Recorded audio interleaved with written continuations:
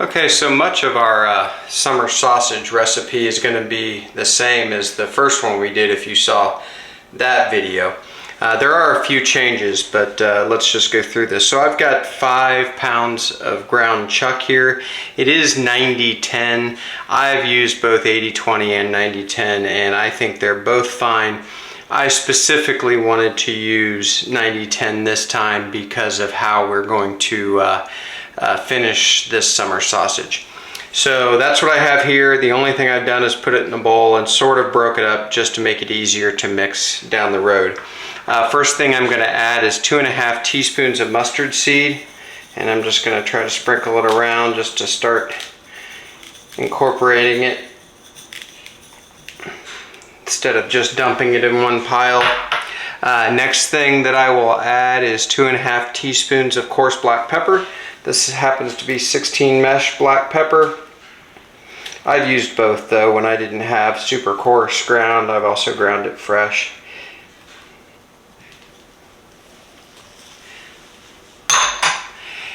And then I have 2½ teaspoons of garlic salt.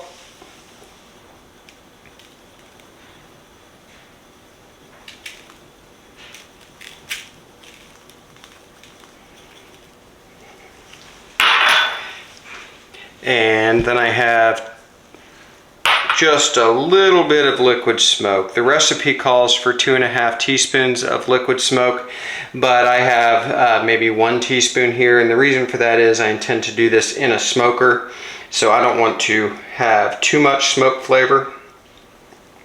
So I'm just dumping a little bit in there. If you're doing these in the oven, you'll want to use 2½ teaspoons of liquid smoke, but not much more. It's very strong stuff. And now the last ingredient is 5 teaspoons of quick salt, or Morton's quick salt, or kosher salt. It's fine, which is what I'm using here. But this is just 4 teaspoons. And the reason is I'm going to replace that last teaspoon with a teaspoon of Prague powder number 1, or curing salt. It is pink in color. Don't confuse this with the Himalayan pink salt at all. It's not the same thing. I'm going to give these away mostly as gifts for the holidays, so I want to cure this. And I'm also going to cook this a little different way, which we'll talk about when we get there. So I want to have a cure. So I just used 1 teaspoon of the curing salt for the 5 pounds of meat, which is what it's called for. So that is curing salt, pink curing salt, Prague powder number 1, but it is not the same as regular salt. 2 things that I'm doing differently, or 2 things that I'm adding. I'm gonna add some dehydrated jalapeno peppers. And this just happens to be the last of a jar, so it's 3 tablespoons, which is what we're going with. But this is not part of the original recipe, so we're sort of making it up at this point as we go. And then I have some high temperature cheddar cheese. I'm gonna add that. So this is gonna be kind of a jalapeno cheese sausage. And this is probably about 6 tablespoons. I don't think I'm gonna add it all right away. Probably left a tablespoon or 2 in there, and we may add it, we may not. And now we're just gonna mix. So no better tools to do this with than your hands. So you just want to get a good mix on. And if you saw the first summer sausage video, you know that it's gonna sit in the refrigerator and get mixed every day for 4 days before we cook it.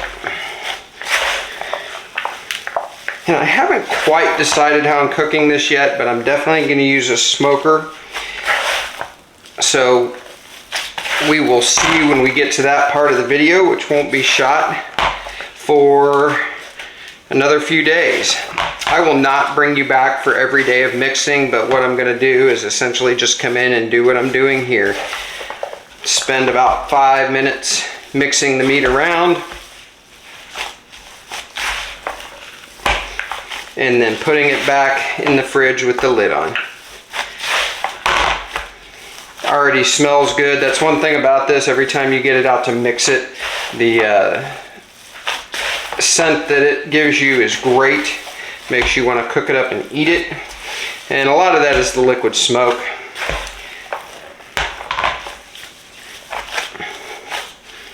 Alright, I think I'm going to call that good. I'm not going to add the rest of the high temperature cheese. I think it's pretty good as it is. So we're just going to get this, continue to mix this up for a few minutes, get the lid on and get it in the fridge. So we will see you in a few days, probably actually be 5 days from now. Recipe calls for 4 days, but 5 days won't hurt it. And if you remember, we'll cook it very low and slow, somewhere in the neighborhood of 165 to 170 for 10 hours. It is a recipe you can do in your oven just as easily as the smoker outside. So don't be afraid to try this, even if you don't have a smoker like we'll use. So we'll see you in a few days. Okay, so we're gonna get our sausage stuffed into our casings. So I've got casings I just ordered online. They're the non-edible casings, so almost like you might see at Hickory Farms or whatever, where you cut slices and it peels off. So that's what we're going to use. And normally I formed these by hand. It was just a summer sausage recipe that was my grandfather's, that he made back in the day when all this equipment wasn't so readily available. We're using the Lem jerky cannon. So I've actually already got this stuffed. I have, in fact, I'll just lift this up, just formed the sausage meat into a shape that will fit down in the cannon, and I do have it loaded up. So we will just put the casing over the end of the cannon. And one thing I learned the hard way the last time, and some keyboard warriors on YouTube pointed this out, but you want to keep some good pressure on the casing and let it fill up and tighten up. And just like that, I am out of meat mixture. So here's what we're going to do. We'll do this on camera. We're going to pull the, and by the way, this is just like a sausage caulk cannon. We will get it reloaded. So we're just going to pick up our sausage chunks and drop it down in the cannon. I'll do most of this off camera because it's actually easier if you let gravity work for you, but you just stuff them down in. So that's what I'm going to do really quick. So just to recap, I'll put this recipe in the description of the video, but the other thing we added to this was a teaspoon of Prague powder #1 or curing salt, just to add a cure to it. We also differed from the recipe by adding some dehydrated jalapeno peppers and some high temperature cheese that I thought would be a cool idea to add to this. So we'll get our cannon put back together and continue our sausage stuffing. We're going to cook this on a new cooker today, which is something we'll get to here soon, but all right, there we go. So notice keeping that pressure on and filling out the casing before I let it go. And we need room to tie off the end. So I'm going to leave enough room there to do that, and that's probably good. So we'll take that and then we will twist the end. So that's what our casing will look like. So not nearly as unfilled and wrinkly as my last attempt at this.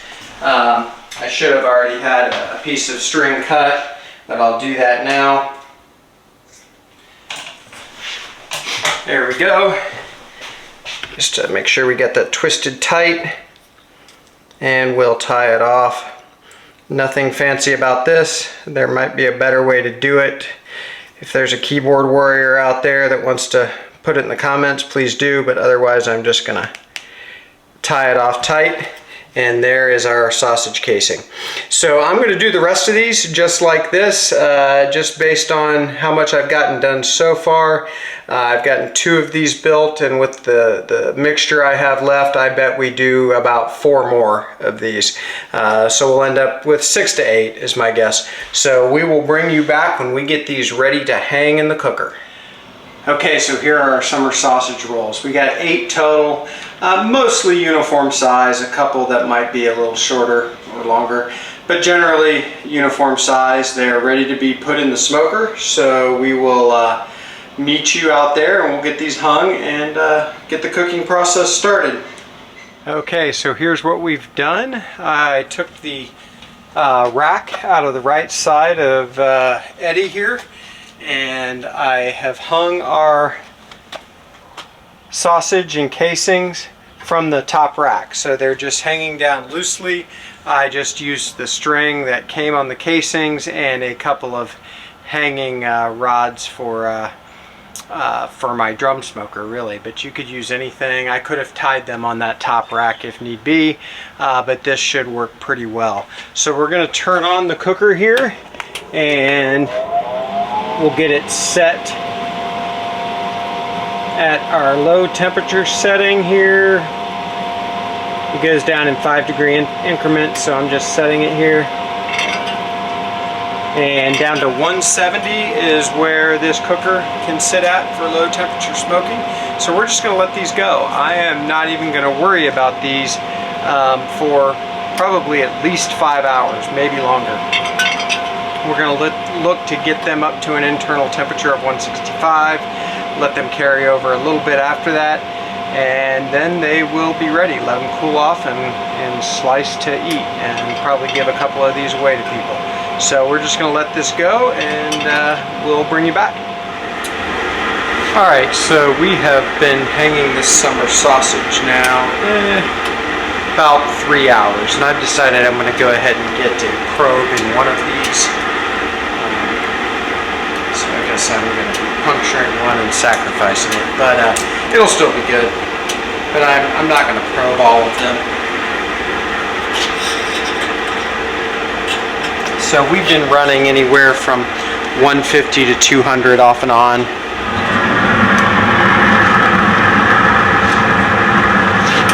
And so I'm just going to pick one of these in the front, just whatever one is easiest to do. And I'm just going to put the probe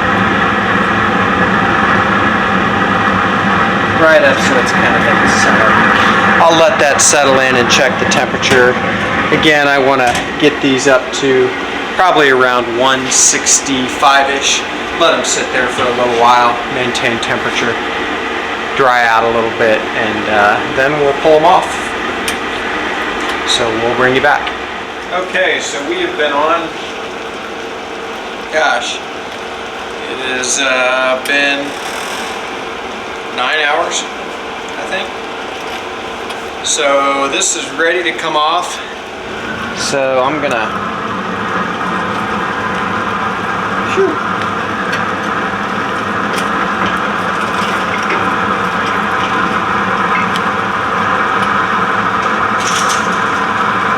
I've got a pan of ice water that I'm going to put these in.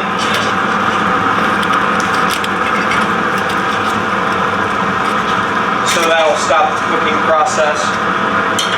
And I've heard it does good things for the skin on them. Keeps it from shriveling too much, etc. So we'll see.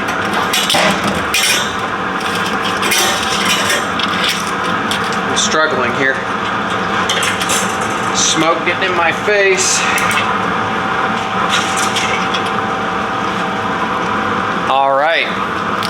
So there we go. And next time we come back, which will probably be tomorrow, we're going to take one of these and cut into it, see how we did. So thanks as usual for joining, and we will see you shortly.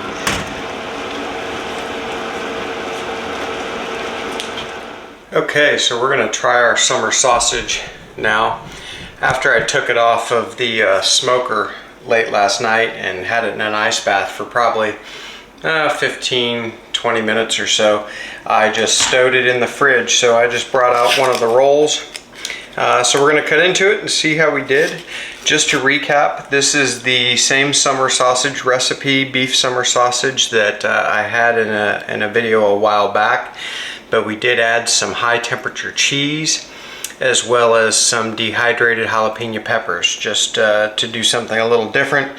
And we also added the casings. These are inedible casings a la Hickory Farms or something like that. And just to give us something interesting to try the summer sausage with, I've got our beer cheese that we have a video on, and a couple of crackers. So let's just cut into this.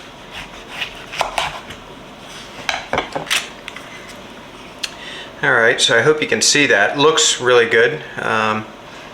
Smells exactly like the summer sausage that I've typically made and that the other video was all about.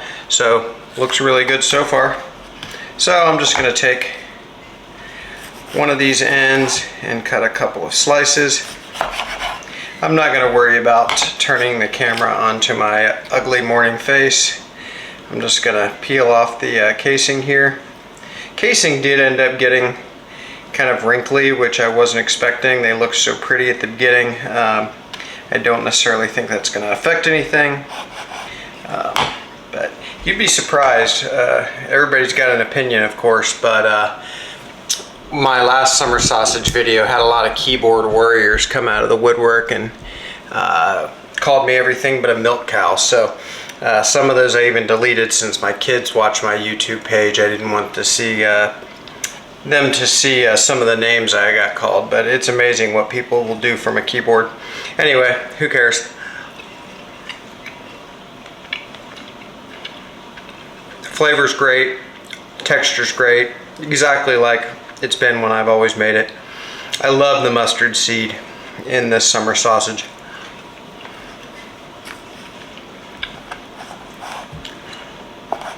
So anyhow, let's make a couple of crackers here.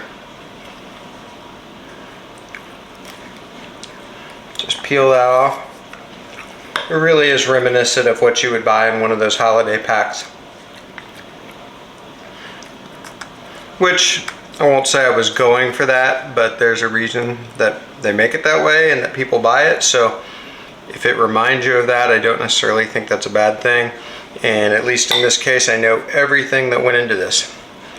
So there's a piece of our summer sausage. Again, I'm sort of a saltine cracker guy. I love them. And then some of our beer cheese too. So we'll give this a shot.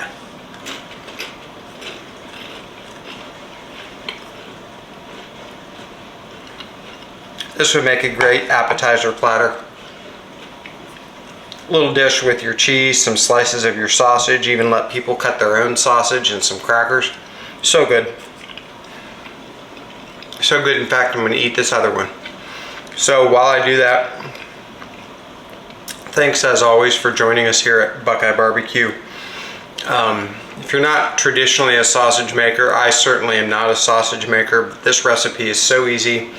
There's some things like the high temp cheese that you can get, or the dehydrated jalapenos that can add a little something different to it. It's a great thing to do around the holidays. So give it a try. And while you're here, as always, I'll ask you to like this video and subscribe to the channel. I'd very much appreciate it. So we'll see you next time at BuQeye Barbecue.